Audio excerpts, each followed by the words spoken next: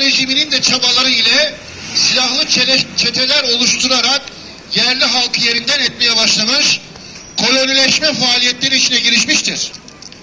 Etnik temizlik diyeceğimiz bu süreçte sistematik bir soykırım izlenmiş, yüz binlerce Filistinli yerinden edilerek İsrail işgal devletinin kuruluşu ilan edilmiştir.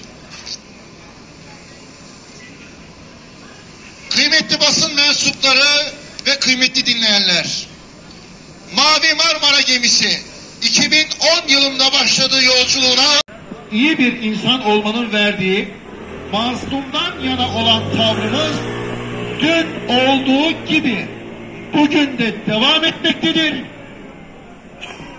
Bugün buradan şunu yinelemek istiyoruz. Mavi Marmara yoluna devam etmektedir. Asla kabul etmiyor. Filistin özgür olana dek, Mescid-i Aksa'daki işgal durdurulana dek seferimiz devam edecektir. Tekbir!